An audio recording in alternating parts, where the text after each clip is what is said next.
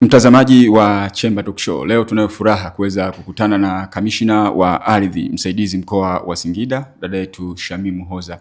Leo hii tunazungumza mengi, lakini kubwa zaidi tunaenda kuangazia mambo mbalimbali yanayohusiana na ardhi mkoa wa Singida. Je, kuna nini kinachoendelea mkoa wa Singida na kazi gani ambazo yeye anazifanya? Mimi naitwa Amini Nyaungo wa Chemba Talk Show. Moja kwa moja tumekutana naye na tunazungumza naye. Karibu sana Shamimu. Moja kwa moja jitambulishe mwenyewe ni nani, watu waweze kufahamu tunazungumza na nani. Asante sana. Mimi naitwa Shamimu Hoza. Mimi ni kamishna wa ardhi msaidizi mkoa wa Singida. Asante. Kama ambavyo alivyoweza kuzungumza, ni kamishna wa ardhi msaidizi mkoa wa Singida. Usikosee hapo. Wengine wanaita kamishna msaidizi wa ardhi. Hiyo unakuwa unakosea, natoa darasa hapa. Sawa, moja kwa moja mara baada ya hilo, mkoa wa Singida kwenye masuala ya ardhi ukoje hivi sasa? Kwa kweli sasa hivi tunajitahidi, kwa maana ya kwamba mamlaka zetu za upangaji zinajitahidi, kwa maana wameshirikisha zaidi taasisi binafsi, kwa maana kwamba kama unavyojua maendeleo ya wananchi ni makubwa zaidi kulinganisha na uwezo tulionao sisi peke yetu kama serikali kusema tutapima na kupanga maeneo yote ndani ya mkoa kwa kasi ile ambao wananchi wanayo. Kwa hiyo mamlaka zetu za upangaji zimekuwa zikiengage taasisi kampuni nyingine zinazofanya masuala ya upangaji na upimaji ili kuhakikisha basi tunaondoa makazi holela ndani ya mkoa wetu, lakini kuhakikisha basi wananchi wetu wanakaa kwenye maeneo yaliyopangwa na kupimwa na kumilikishwa. Hiyo ndo azma ya serikali, na kama mnavyosikia siku zote sasa hivi serikali inajikita na inatia msisitizo kushirikiana na taasisi binafsi katika kuhakikisha tunasukuma gurudumu la maendeleo ya taifa letu mbele. Katika masuala ya migogoro, tunasikia mikoa mingine kuna migogoro kadhaa, huyu kafanya hivi, huyu kafanya hivi. Singida ikoje swala la migogoro ya ardhi? Kwa upande wa mkoa wa Singida, migogoro yetu, kuna migogoro michache. Nasema michache kwa maana mingi iliyopo inafanana.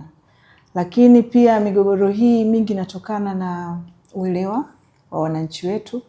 Na toka tumeanzisha ofisi zetu na mimi nimefika mkoa wa Singida, tunaona kuna hali ya kupungua kwa migogoro. Tukiamini kwamba wananchi wetu wanaanza kuelewa na kufahamu, kwa sababu kuna vitu vingine wao walikuwa nadhani ni migogoro, lakini kumbe ukiwaelewesha wakirudi nyumbani na majirani zao wanakaa wanaelewa na kila kitu kinaisha. Kwa maana ya kwamba natoa tu wito kuhakikisha wananchi kunapotokea changamoto wasikae nazo. Unajua kitu unapokaa nacho unaamini ni kikubwa, kumbe ni kidogo. Kwa hiyo niwatie shime wananchi wetu wa mkoa wa Singida na wilaya zake zote kuhakikisha wanapokuwa na changamoto zozote za ardhi wasisite kwenda kwenye ofisi zetu zilizoko kwenye halmashauri za wilaya ndani ya mkoa wetu, lakini pia kwenye ofisi yetu hii hapa ambayo sisi tuko tayari kuwasikiliza wananchi wakati wote na muda wote. Umekuwa ukifanya ziara mbalimbali juu ya hii migogoro ya ardhi, na kuna wengine wanasema kwamba sio hapa tu, wanasema kwamba nyinyi ndio mnasababisha migogoro ya ardhi. Kwani kina nani wanasababisha migogoro ya ardhi? Migogoro ya ardhi iliyo mingi inasababishwa na wananchi wenyewe, kwa maana kwamba watumiaji ardhi wao ndio wanasababisha migogoro. Lakini pia kuna tabia ambazo wananchi sasa hivi wako nazo, hasa ukizingatia sasa hivi mkoa wetu kidogo thamani ya ardhi inaongezeka kwa kasi, na hii imechagizwa na uwepo wa makao makuu ya nchi yetu kwa Dodoma, kwa sababu sisi ni lango kuu la kuingia ndani ya mkoa wa Dodoma ukiwa unatokea mikoa ya kanda ya Ziwa. Kwa hiyo sasa unaona kama Dodoma inaenda kujaa. Na Dodoma kama inaenda kujaa, sehemu pekee ambayo ni karibu zaidi na Dodoma ukilinganisha na mikoa mingine ni Singida. Kwa hiyo kumekuwa na hitaji kubwa sana la ardhi. Na kutokana na uhitaji huu mkubwa, na wananchi wetu sasa na wenyewe wengi wanakuwa wanakosa uaminifu. Unakuta wanauza maeneo mara mbili kwa zaidi ya mtu mmoja. Kwa hiyo na chenyewe ni chanzo cha migogoro. Na unapokuta akishafanya hivyo, akishauza hivyo, anatoweka, anapotea kabisa, haonekani. Lakini sasa ikishatokea hivyo, sababishiwa ile adha au ile kero, anakuja kwenye ofisi zetu, analalamika kwamba amepata changamoto ya mgogoro wa ardhi, lakini ukiangalia amejiingiza kwenye mgogoro ambao hakupaswa kujiingiza, kwa maana kwamba hakufuata utaratibu. Kwa hiyo sisi tunaendelea kusisitiza wananchi wetu, hii tunaosema migogoro mara nyingi inatokana na watu kutofuata taratibu za kupata ardhi. Watu wengi wanapenda vitu rahisi, vitu rahisi tunasema zile black market au masoko yasiyo rasmi sana, ndo kama hayo niosema. Unaenda tu kwa mtu anauza eneo lake, hasa maeneo ya vijijini ndio kikubwa sana. Kwa sababu maeneo ya vijijini kila mtu akifika huko kutoka maeneo mengine anaamini hili pori halina mtu, lakini kumbe sasa hivi ardhi ya Tanzania kila kipande unachokiona kina mwenyewe. Kwa hiyo unakuta na watu wengine ambao nasema sio waaminifu wanatumia kutoelewa au kutofahamu kwa mwananchi kumuingiza katika masuala hayo. Lakini sisi nisikatae, labda inawezekana sisi baadhi yetu watumishi na sisi tunaweza tukawa ni chanzo, lakini kwa kipindi cha sasa hivi ambacho tunatumia mifumo, kwa kweli ni ngumu sana kumkuta mtumishi anasababisha migogoro, kwa sababu sasa hivi kila kitu kiko kwenye mfumo. Kwa hiyo ni ngumu kwa kweli. Hata hizi zamani mlikuwa mnazisikia double allocation nini, sasa hivi ni ngumu. Labda changamoto ndogo ndogo zinazokuwepo ambazo wananchi wanaweza wakasema ni migogoro, ni malalamiko au kero ndogo ndogo, ni zinazotokana labda na ufuatiliaji wa nyaraka mbalimbali kwenye ofisi zetu. Lakini hizi zinatokana na vitu vingine, changamoto ambazo nyingine zinaweza zikawa zimesababishwa na wananchi wenyewe kutokuhakikisha wanakamilisha yale matakwa ambao wanatakiwa wayakamilishe wakati wa kuandaa nyaraka mbalimbali. Kwa hiyo unapokuja ukiambiwa hujaleta hiki, ukileta hivyo na venyewe ni kero kwa namna moja au nyingine. Sasa kuna tofauti ya kero na malalamiko au na migogoro. Kwa hiyo tujaribu kuangalia ni nini hasa tunachotaka kukifahamu, migogoro, kero au malalamiko. Umezungumza vijijini. Sasa nyinyi mmejipangaje serikali kwa upande wa ardhi kuweza kufanya kwamba watu wa vijijini wapate hati miliki za ardhi? Kwa kweli kwa namna moja au nyingine, kwanza niwapongeze viongozi wangu wa Wizara ya Ardhi, Nyumba na Maendeleo ya Makazi. Kwa kweli wanajitahidi sana kutafuta fedha ili kuhakikisha vijiji vyetu vinapatiwa mipango ya matumizi ya ardhi. Kwa mfano mkoa wetu wa Singida, kwa kweli tuna kila sababu ya kujivunia. Imepiga hatua kubwa sana ya kuhakikisha vijiji vyetu vinakuwa na matumizi bora ya ardhi na kutoa hati miliki za kimila. Kwa mfano tukichukulia mfano wilaya zilizofanya vizuri, ni mmoja wapo ni Iramba, Singida vijijini wamefanya vizuri sana. Kwa upande wa Iramba kuna jumla vijiji 70, kati ya vijiji 70 ni vijiji 4 tu ndio ambavyo havina mipango ya matumizi ya ardhi. Na katika vijiji hivi vyote wananchi wanaendelea kuandaliwa hati miliki za kimila kule vijijini. Lakini pia kwa upande wa Singida DC, Singida vijijini kuna jumla vijiji 81 sasa hivi, kwa sababu vijiji vingine tayari vitatu vimeshapata hadhi ya kuwa miji. Kwa hiyo kuna vijiji 81, lakini kati ya hivi vijiji 81 kuna vijiji 12 tu ambavyo havina mpango ya matumizi ya ardhi. Kwa hiyo unaona ni namna gani serikali na wizara yangu inajitahidi sana kuhakikisha, tunaposema tunaenda kuhakikisha kila kipande cha ardhi kinapimwa hapa nchini, inaonekana kwa vitendo. Na nimekuwa nikiwasisitiza watumishi wetu na kuwakumbusha kila mara wale walioko halmashauri, kwenye halmashauri zetu, kujaribu kuendelea kuandika maandiko, lakini pia kuwakumbusha wakurugenzi kutenga fedha angalau kidogo kidogo ili kuhakikisha vijiji vyetu vinapatiwa mpango wa matumizi ya ardhi, ili tuweze kumpimia kila mwananchi kipande chake cha ardhi kule vijijini. Na hii inaenda kuondosha, tukifanya hivi tunaenda kuondosha hiyo migogoro unaosema isiyo ya lazima sana. Kwa maana kila mtu atakuwa ametambua kipande chake na mipaka yake. Na hiyo inaenda pamoja na kuondosha migogoro, lakini inaenda kuwakomboa wananchi wetu, kwa maana zile hati miliki zinatumika pia kwenye taasisi mbalimbali za kifedha, ambazo taasisi hizi wakipata mikopo kupitia hizi taasisi wanaenda kuboresha maisha yao ya kila siku, kwa maana kilimo, biashara, watatumia hati zile kupata mikopo ya pembejeo za kilimo, lakini kukuza mitaji yao ya kibiashara. Lakini pia tunaweka usalama wa familia. Tunaamini kwamba ardhi iliyopimwa ni ardhi ambayo ina uhakika inakuhakikishia unapata staha ya makazi. Lakini pia endapo utatangulia mbele za haki, basi watoto wako utawacha katika mazingira salama, kwa maana kwamba watakuwa na ardhi ambayo tayari imeshaainishwa mipaka yake. Kwa hiyo wataacha familia yake vizuri sana. Kwa hiyo naendelea kutoa wito kwa wale walioko vijijini ambao tayari vijiji vyao vina mipango ya matumizi ya ardhi, kuendelea kupeleka maombi yao kwenye serikali za vijiji, na serikali za vijiji zitawasiliana na halmashauri zilizoko ndani ya wilaya zetu. Tutahakikisha kila mmoja anapata hati miliki ya kimila.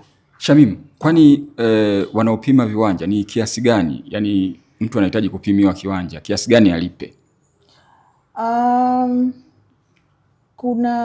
Kuna miongozo ipo, lakini na pia kuna gharama ambazo zimewekwa.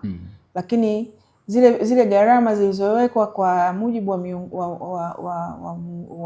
mwongozo wetu au kanuni zetu, wakati mwingine ukiwa mwananchi peke yako unaweza kawa ni gharama kubwa kidogo.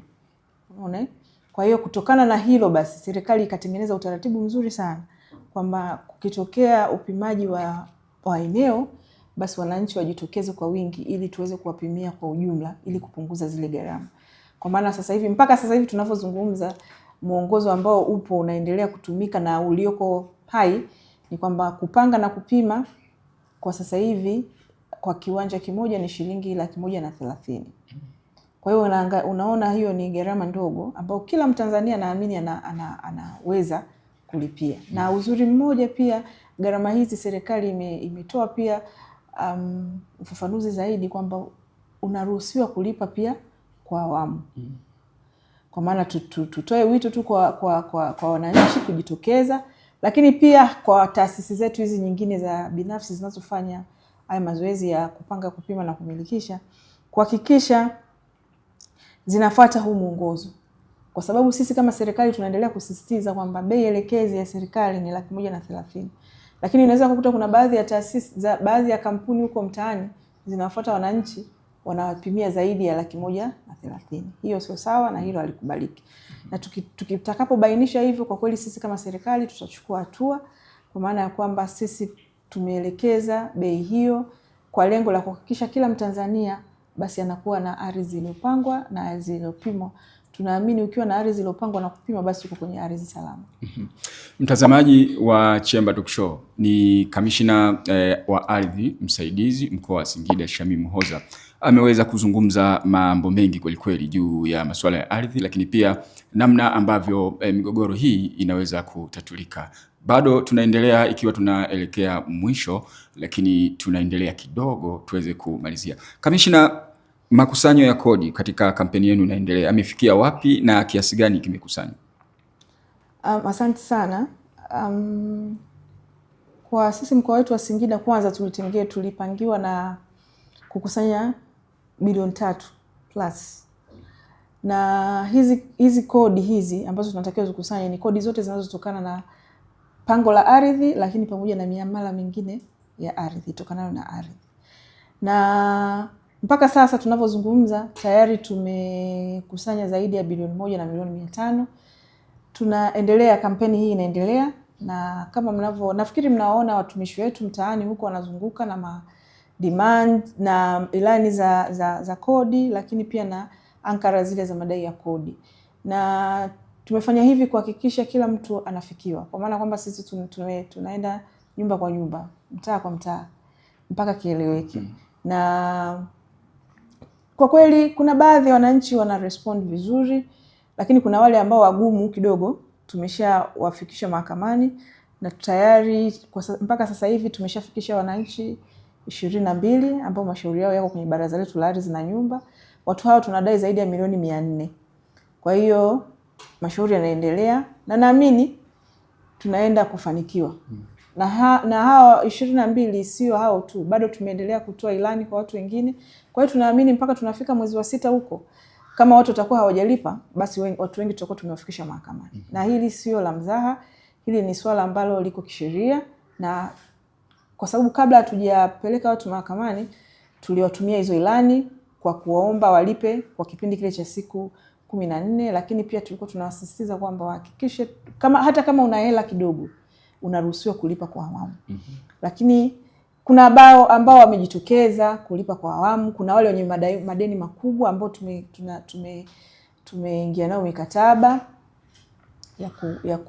ya namna ya kulipa, angalau tufike mahali fedha hizi za serikali ziweze kulipwa. Labda tu niseme kwamba watu wasifikiri kwamba hizi fedha tunazokusanya zinaingia Wizara ya Ardhi au zinakuja kwa kamishna wa ardhi. Hapana. Hizi fedha zetu tunazozikusanya zinaenda moja kwa moja mfuko mkuu wa serikali, kwa maana hazina. na hizi fedha baadaye zinarudi kwetu sisi wananchi. Ndio maana unakuta barabara zinatengeneza barabara, madawa hospitali zinafanya ujenzi huko unavyoona. Kwa hiyo hizi kodi za ardhi tunazokuwa tunazisisitiza mpaka tunafikishana watu wengine mahakamani ni sehemu tu ya kodi chagizi zinazochangia ukuaji wa maendeleo na kuhakikisha kila mwananchi anapata maisha bora. Kama unavyojua, maisha bora kwa kila Mtanzania ni jukumu kubwa la serikali na la msingi sana. Kwa hiyo mimi nitie moyo na niwasisitize wananchi wetu wa mkoa wa Singida kuhakikisha wanatumia hii nafasi. Sisi hatupendi kupeleka watu mahakamani, lakini itafika mahali hatuna namna. Ili kodi za serikali zikusanywe, tutafikishana na mahakamani. Na hili halina tunasema hatutaangalia muhali. Tutapeleka kila mmoja ambaye anadaiwa kodi za serikali. Sawa, ni kiasi gani sasa kimekusanywa kwa katika hiyo bilioni mlizoambiwa? Kwa sasa tumefikia wapi? Mpaka sasa tumekusanya zaidi ya bilioni 1 na milioni 500 na laki zake huko. Lakini tuseme mpaka tunafunga mwaka tunahakikisha tutafika angalau huko kwenye bilioni 2+. Kwa sababu kampeni yetu sisi ni endelevu na tunafanya katika halmashauri zetu zote. Na jana tulikuwa Manyoni, jana Jumamosi tuliendelea na kampeni yetu Manyoni na Itigi. Tulifika kule tukafanya matangazo, lakini pia tukaacha maelekezo haya kuhakikisha ambao hawataki kukubaliana na kulipa kodi kwa hiari, basi tutakutana mahakamani. Na kule mahakamani kama ninavyojua ni mawili, aidha unalipa au tunanadisha mali yako. Sasa kwa kipindi hiki cha sasa kweli waanze kunyang'anywa kiwanja kiuzwe, inaleta changamoto. Kwa hiyo mimi nitie moyo na niendelee kuwasisitiza wananchi tusifike huko. Hebu tulipe kwa hiari.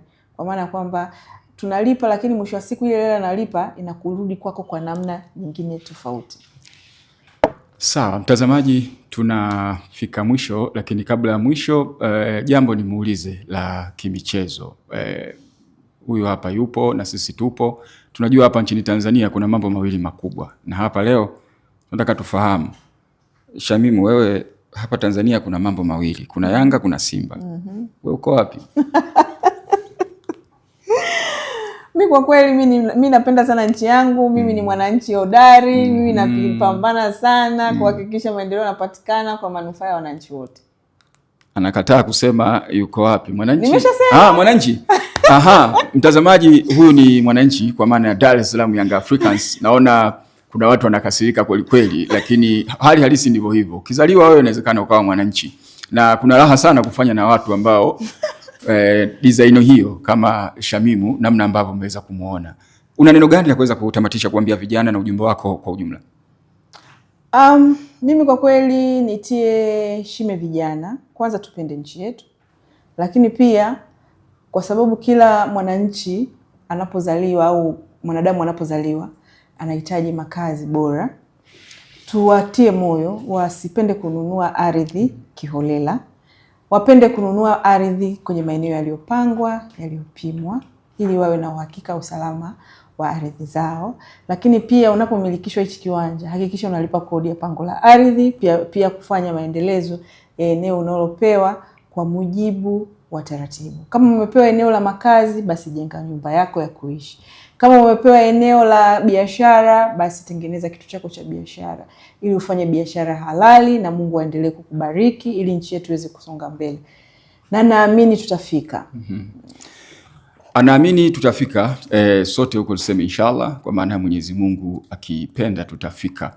Nikwambie tu mtazamaji wa Chemba Talk Show, ilikuwa ni raha kuendelea naye, lakini muda hautoshi. Mimi naitwa Amini Nyaungo, asante sana kwa nyote ambao mnaendelea kusikiliza. Na huyu alikuwa ni Shamimu Hoza, ni mwananchi. Kule namchagulia mwenyewe ni klabu ya Arsenal. Kwaheri na siku njema.